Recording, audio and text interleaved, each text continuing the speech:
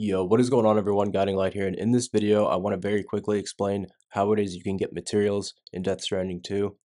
Now, although there are always going to be some materials which will be found on main storylines and in bases, this is actually a great way to get some materials on the fly, especially if you need them wherever you are at your current location. However, if you want to get a abundant supply of resources and you're working on some major projects, so you're going to want them on you all the time, I'm going to show you guys where you can get a very good stack of resources over and over again. So what you'll notice is that you do have all of these different facilities which you can go to, and there's also all of the different side facilities which you can do missions for and drop off orders and things for, basically anywhere you can activate one of these terminals. Now, each and every one of these terminals you'll notice are going to have a specific reputation with them. As you complete missions for each facility, your rating for the facility will go up, and as your rating increases, the amount of materials available at the facility will increase as well. So anytime that you want to reset your materials, you have to go into the facility and you go into claim materials section.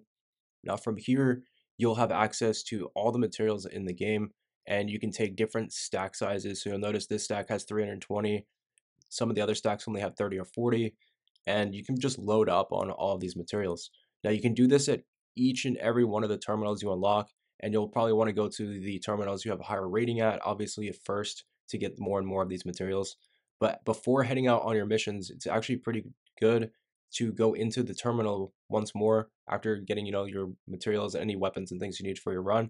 Go in here and claim materials as well. That way you can work on any projects along the way, and you won't have to just use the materials that were going to be scattered around the map, because this is way more resources and you can get these projects done way quicker, especially when you do this at each and every terminal.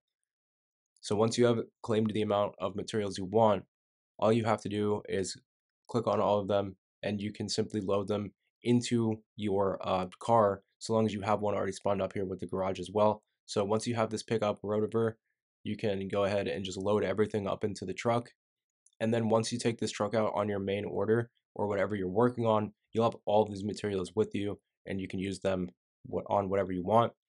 And if you get in the habit of doing this each and every time you visit a terminal, you will basically have almost an infinite amount of resources, or at least plenty to continue working on projects all the time. And then as you progress in the story, as you get more and more missions done at each of these terminals, you'll be able to load up more and more of these materials as well. So that's about it for this one, guys. I just wanted to explain how the material system sort of worked, because I know, being new to Death Stranding, that this definitely took me a few hours to realize and figure out. So hopefully this helps you guys, and I will catch you in the next one.